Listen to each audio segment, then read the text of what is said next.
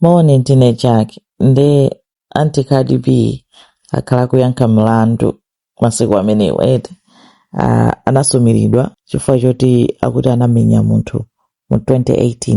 Mu 2018 kankapita kuti atafika anapeza kunali kusukumakhala magulu osiyanasiyana ma security guard ndi panali mzimayi wina akuti anamuona Cardi B uja nkuyamba kumujambula ndi video. Ndati Cardi B anapita kumuuza munthu uja kuti usandijambule.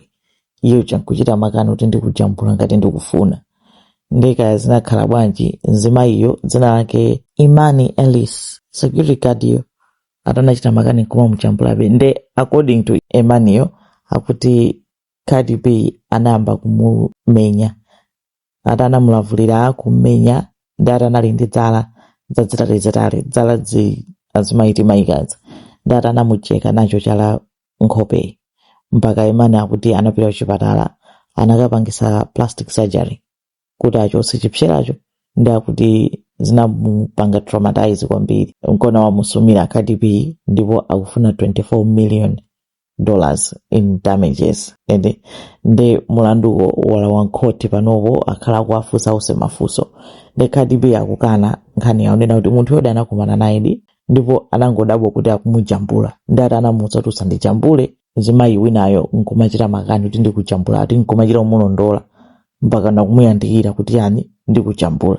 Ndi Cardi B akuti yaya anangotukwanizana naye nkusiyana sana menyane. Ndi Cardi B akukana kunena kuti sindamenye koma nkhani ikhala yonena kuti ngati Imani ali ndi ma medical records ngati atanapita kuchipatala mpaka na plastic surgery ndi kuti pali ma medical records akuyenera kupanga produce. Ndi akapanga produce chifukwa jaji kuti Cardi B apereke ndalama zingati. Komanso pakakhala kuti pakuoneka kuti palibe umboni ndati nkhani itayidwa.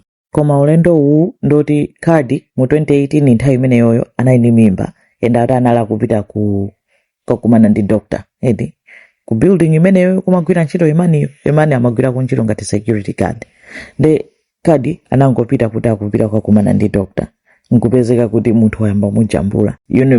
Sinali ntchito yake iyi security guard amayenera kudziwa kunena kuti okay chabwino kubwera celebrity koma apange behave ndi apopo atanaita na receptionist waku malo kumeneko ku doctor's office kuti akapereke umboni. Receptionist wapereka umboni kunena kuti no Cardi B sana mpange atake Imani. If anything Imani ndi amene amapanga misbehave kumulondola Cardi B kuti ndithana nawe ndilibe nazo ntchito kuti kaya ndiwe ndani ndiwe otchuka ndithana nawe uwonanso uziwaso mpaka na kumafuna kumenyana. Ndi receptionist yakuti anayima pakati kufuna kuwaletsetsa koma mapeto ake iye anakalidwa nkhope koma kuti anankala anali Imaniyo osati Cardi. Mpaka na afusaso doctor amene amagwira ntchito kumeneko amene Cardi amakakumana naye.